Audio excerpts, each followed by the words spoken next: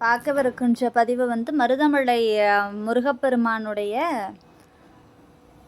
வரலாறுகளும் அங்கே இருக்கக்கூடிய சிறப்பம்சங்களையும் பற்றி தான் நாம் பார்க்க இருக்கின்றோம். மருதமலை முருகன் கோவில் கோயம்புத்தூர், அதாவது கோயம்புத்தூரிலிருந்து 15 கிலோமீட்டர் தொலைவில் உள்ள மருதமலை என்கின்ற இடத்துல அமைந்திருக்கிறது. இது மேற்கு தொடர்ச்சி மலைகளுள் ஒரு பகுதியாக கருதப்படுகின்றது. இந்த கோவிலில் இருக்கிற சுவாமி என்னென்ன பெயர்கள் கொண்டு அழைக்கப்படுகிறார்கள் அப்படின்னா, முதன்மை கடவுளாக முருகன் இங்கு சுப்பிரமணிய சுவாமி என்னும் தண்டாயுதபாணி மற்றும் மருதாச்சலமூர்த்தி, அதாவது மருதன் என்றும் அழைக்கப்படுகிறார் அப்படின்னு நமக்கு தெரிய வருகிறது. மருதமலை, அந்த மலைக்கு அடியில் இருக்கக்கூடிய விநாயகர் என்ன சிறப்பு அப்படின்னா, தான் தோன்றி விநாயகர் அப்படின்னு அவரை அழைக்கப்படுறது உண்டு. இந்த முருகப்பெருமான் எத்தனாவது படை வீடாக மருதமலையில் கருதப்படுகின்றதுன்னு பார்த்தோன்னா, 7வது படை வீடாக முருகப்பெருமானின் ஆலயம் கருதப்படுகின்றது. இது முற்காலத்தில் கொங்கு வேட்டுவ மன்னர்களால் பராமரிக்கப்பட்டு கொண்டிருந்தது. இப்பொழுது நம்மளுடைய தமிழ்நாடு அரசின் இந்து சமய அறநிலைத்துறையின் கட்டுப்பாட்டில் இயங்கக்கூடிய ஒரு ஆலயமாக இருக்கின்றது. இது தேவாரல் பாடல் பெற்ற தலமான திருமுருகன்பூண்டி கோவில் கல்வெட்டுகளில் மருதமலை கோவில் ஒரு 12ஆம் நூற்றாண்டை சேர்ந்ததாக தகவல்கள் இருக்கின்றன. இது 800 ஆண்டுகள் பழமையான திருக்கோவிலாக கருதப்படுகின்றது. முருகன் கோவிலுக்கு அருகில் பாம்பாட்டி சித்தர் குகை கோயில் அமைந்திருக்கிறதும் ஒரு மிகப்பெரிய ஒரு சிறப்பாக அமைய பெற்றிருக்கின்றது. இவர் 18 சித்தர்களுள் ஒருவரான பாம்பாட்டி சித்தர் இந்த குகையில் சிறிது காலம் வசித்து வந்திருக்கிறார். இவருடைய மூலிகைகளின் பயன்களும் மருத்துவ குணங்களையும் பற்றி கூறுவது மிக மிக சிறப்பு வாய்ந்ததாக கருதப்படுகின்றது. இந்த கோவில் மேற்கு தொடர் மலர்ச்சியின் ஒரு பகுதியாக இருக்கின்றது. அதாவது அந்த பகுதியை சேர்ந்தது, மேற்கு தொடர்ச்சி மலைப்பகுதியில் ஒரு பகுதியாக இம்மலை சேர்ந்திருக்கின்றது. இங்கே என்ன இந்த கோவிலோட அமைப்பு என்ன அப்படின்னு பார்த்தோன்னா, இந்த கோவிலுக்கு போகிறதுக்கு 2 வழி பாதைகள் இருக்கின்றன. ஒன்று நடைப்பயணம், இன்னொன்று நம்ம 2 வீலர் 4 வீலர், அதாவது 2 சக்கர வாகனம் 4 சக்கர வாகனங்களின் வழியாகவும் ஏழை சென்று வாகனங்களை நிறுத்திவிட்டு பின்பு சுவாமியை நேரடியாக தரிசிப்பதும் உண்டு. இது ராஜகோபுரத்தின் வழியே நேராக தண்டாயுதபாணிக்கு சன்னதிக்கு செல்கிற பாதைகள் இருக்கின்றன. ராஜகோபுர நுழைவு வாயிலை நம்ம தாண்டணும் அப்படின்னா கல்லாலான கொடிமரம் இருக்குது. அங்கே முன்பு வலம்புரி விநாயகர் இருக்கின்றார். அவர் முன் வைக்கப்பட்டுள்ள பெரிய மயில்முக குத்து விளக்கு ஒன்று அங்கே காணப்படுகிறது. அது உலோக அடுத்து உலோகத்தினால அல்ல கொடிமரம் ஒன்று இருக்குது. மயில் வாகனம் இருக்கும். முன்மண்டபத்தில் வரதராஜ பெருமாள் சன்னதி இருக்குது. அர்த்த மண்டபத்தில்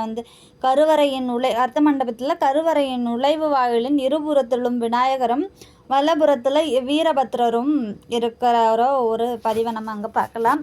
கருவறையில் தண்டத்துடன் காட்சி தருகின்ற தண்டாயுதபாணி என இக்கோவில் அமைக்கப்பட்டுள்ளது. வலம்புரி விநாயகரின் முன் உள்ள மயில்முக விளக்கின் அடிப்புறத்தில் ஆமை வடிவமும் அதனை தொடர்ந்து தண்டில் உள்ள பாம்பு உருவங்களும் குறிப்பிடத்தக்கவை. இந்த கோவிலில் மிக சிறப்பு வாய்ந்த ஒரு ஆச்சரியமூட்டும் விஷயமாக அது கருதப்படுகின்றன. இந்த கோவிலில் தனிப்பட்ட முருகன் கோவிலாக இருக்கின்ற பட்சத்திலும் இங்கு முருகன் சோமாஸ்கந்தனாக வெள்ளி மண்டபத்திலும் வலபுறத்தில் பட்டீஸ்வரர், இடப்புறம் மரகதாம்பிகை சன்னதிகளுடன் காட்சி தருகின்றார் நமக்கு. மரகதாம்பிகை சன்னதிக்கு எதிராக வெள்ளி மண்டபத்தில் நவகிரகங்கள் சன்னதிகளும் அமைய பெற்றிருக்கின்றன. தட்சிணாமூர்த்தி, லிங்கோத்பவர், துர்க்கை, சண்டிகேஸ்வரர்களுக்கு வெள்ளி மண்டபத்தில் தனித்தனியாக சன்னதிகள் இக்கோவிலில் அமைக்கப்பட்டிருக்கின்றன. மலையில் அடிவாரத்திலிருந்து நடப்பயணமாக நம்ம செல்லும்போது என்னென்னலாம் அங்கே பார்க்குறோம். ஃபஸ்ட்டு தாந்தோன்றி விநாயகரை பார்த்து அப்படியே கொஞ்சம் மேலே சென்று கொண்டு இருக்கும் பொழுது இடுமன் சன்னதியை பார்க்க முடிகிறது நம்மளால். மலையில் மீது சென்றபோதும் அங்கிருந்து கோவிலுக்கு செல்லும் இறுதி படிக்கட்டுகளுக்கு முன்னாடி ஆதி மூலஸ்தானத்திற்கு எதிராக இருக்கின்றது. இப்பாதை வழி செல்வோருக்கு ஆதி மூலஸ்தானத்தில் சுயம்புவாக உள்ள சுப்பிரமணியரும் வள்ளி தெய்வானையும் அதற்கடுத்து பஞ்சமுக விநாயகரும் வழிபட்ட பின் தண்டாயுதபாணி சன்னதிக்கு செல்ல முடிகிறது. இப்படி வகை சிறப்பு வாய்ந்த இந்த நடைப்பயணத்தை நாம் அனைவரும் மேற்கொள்ள வேண்டும் என்பது எனது ஒரு வேண்டுகோளாக அமைகிறது. நம்ம நிறைய பேர் வந்து கோவிலுக்கு அந்த பாதை வழியாக வண்டி போகிற வழியாக இருந்தனா வண்டியை எடுத்துகிட்டு வருவார்கள், வண்டி வழியாக மேலே சென்று கொண்டிருக்கிறார். அதை நம்ம பயன்படுத்த வேண்டாம் என்று நான் நினைக்கின்றேன். நம்ம அந்த நடைப்பயணமாக செல்வதே சுவாமியை தரிசிப்பதே மிகவும் சிறப்பாக நமக்கு தெரிய வருகிறது. இந்த கோவில் அருணகிரிநாதர் திருப்புகழில் மருதமலை முருகனை அவர் பாடியிருக்கிறார். திரிபுரம் அதனை ஒரு நொடியதனில் எரிசெய்தருளிய சிவன் வாழ்கவே அப்படின்னு அந்த பாட்டு அந்த பாடல்களை பாடிக்கொண்டு வருகிற பொழுது ஒரு இடத்தில் மருதமலையானே அப்படின்னு சொல்லப்பட்டிருக்கிறது. அதாவது அரவணை துயிலும் அருதிரு மருக அணிசையும் மருதமலையோனே அடியவர் வினையும் அமரர்கள் துயரும் மர அருள் உதவ பெருமாளே. இந்த மருதமலை பாடல்களை நாம் இப்படியாக காண முடிகிறது. இந்த மருதமலை கோவில் ஏன் மருதமலை கோவில்லாம் முருகப்பெருமான் அங்கே காட்சி கொடுக்கிறார்? எதற்காக முருகப்பெருமான் அங்கு வந்து அமைந்து கொண்டிருக்கிறார்? இந்த கோவிலோட தலவரலாறு நீங்கள் என்னமே சொல்லலையே அப்படின்னு நீங்கள் கேட்கலாம்.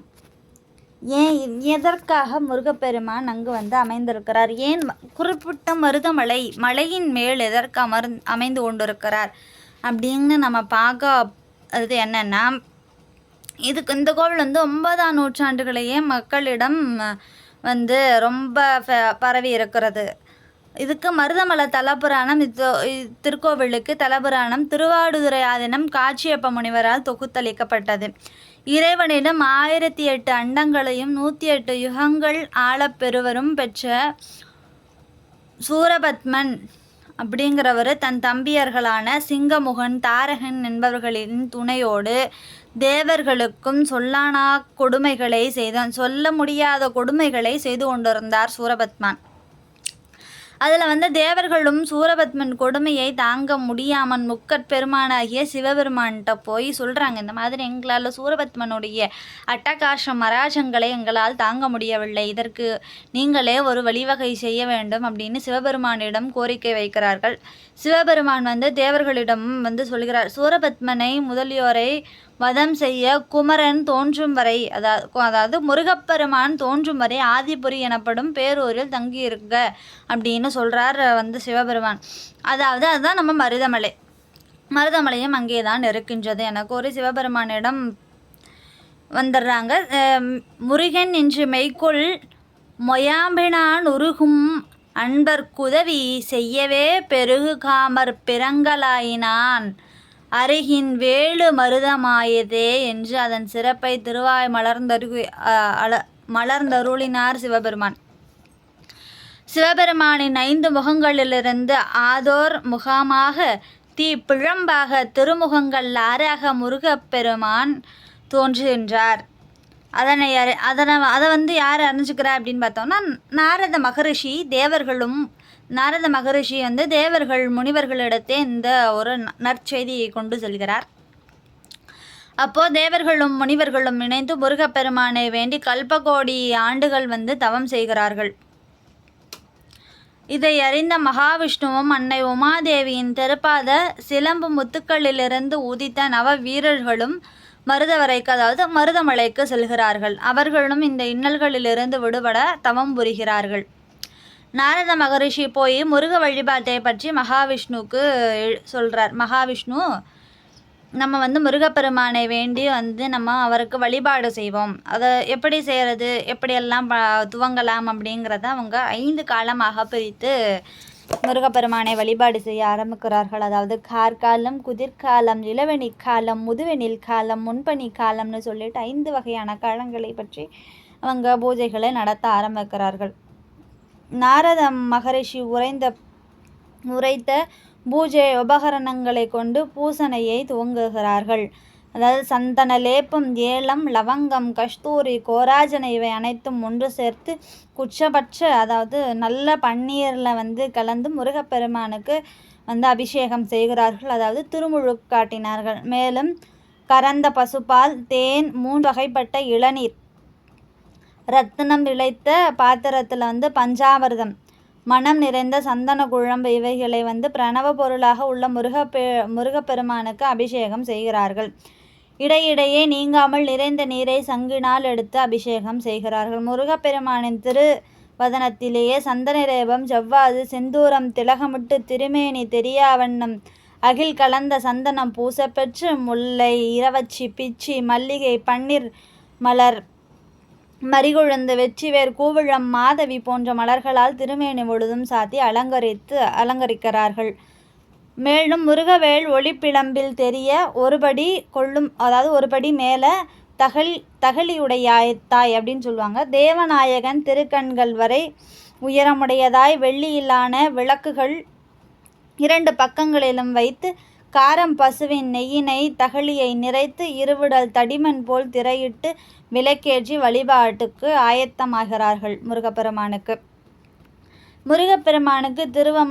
திருவமுது படைப்பதற்கு பாலை ஒத்த வெள்ளி அரிசி, அதாவது பச்சரிசி, ஒரு படிக்கு 3 படி பாலும் காற்படி பசு நெய்யும் சர்க்கரையும் கலஞ்சி ஏலச்சும் அவத்தில் பொடி வீசும்படி போட்டு ஒரு இளந்தேங்காயின் துருவலும் சேர்த்து பொருந்தாது சமைத்த பின் பச்சை வாழைப்பழமையும் போட்டு இனிமையாக எடுத்து பரமன்னத்தை அர்ச்சித்தவுடன் முருகக்கடவுளுக்கு நிவேதனம் செய்கிறார்கள். இதுவே மருதாச்சல நிவேதனம் என்று அழைக்கப்படுகிறது.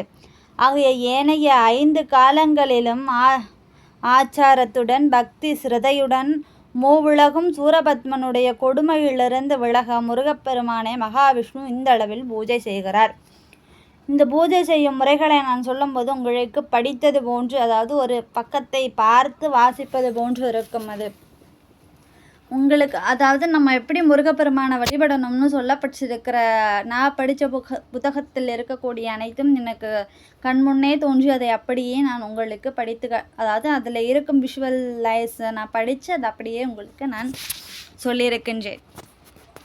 அப்படி நம்ம பார்க்கும் பொழுது அதை எப்படியெல்லாம் முருகப்பெருமானை 5 காலங்களில் வழிபட்டிருக்கிறார்கள், எதற்காக வழிபட்டிருக்கிறார்கள் என்று நமக்கு இதன் வழியாக தெரிந்து கொண்டிருக்கின்றோம். இந்த வழிபாட்டில் முருகப்பெருமான் ரொம்ப மனம் மகிழ்ந்து மருதவேள் படையாக தேவர்களும் முனிவர்களும் நவ வீரர்களுக்கும் முன்பு திருமால் முன்பும் எல்லாருக்கும் காட்சியளித்திருக்கிறார். இனி யாமுண்டு அஞ்சல் என திருவாய் மலர்ந்தருளுகிறார். பெருமான் இனி யாமுண்டு அஞ்சல் வேண்டாம் அப்படின்னு சொல்கிறார் முருகப்பெருமான். அப்பெருமை மிக்க மருதவரை என்னும் இம்மருத மலையிலேயே முருகப்பெருமானை வணங்குவோருக்கும், அதாவது இந்த இடத்துல தான் முருகப்பெருமான் நமக்கு காட்சி கொடுத்திருக்கிறார். நமக்கும் சரி அங்கே இருக்கிற அனைவருக்கும் காட்சி கொடுத்து இன்று அளவிலும் நின்று கொண்டிருக்கிறார். இங்கே வருவோருக்கு, இங்கே வணங்குவோருக்கும் வருவோருக்கும் தன்னை வழிபடுவோருக்கும் வரங்கள் பலவாரி வழங்கும் வள்ளலாக மருதாச்சலமூர்த்தி என்னும் திருநாமம் கொண்டு இத்தரத்தில் அருள்பாலித்து கொண்டிருக்கிறார் நமது மருதமலை தண்டாயுதபாணி சுவாமிகள். இந்த பதிவை உங்களுக்கு பிடிச்சிருக்கும்னு நான் நினைக்கிறேன். இந்த சேனலை நீங்கள் லைக் பண்ணி ஷேர் பண்ணி கமெண்ட் பண்ணுங்கள். அப்போ தான் நிறைய வீடியோஸ் போட நமக்கு மோட்டிவேஷன்ஸாக இருக்கும். நம்ம பக்தியோட ஆன்மீக கதைகளை பற்றிய நம்ம அடுத்தடுத்து வீடியோஸ் போட இருக்கிறோம்.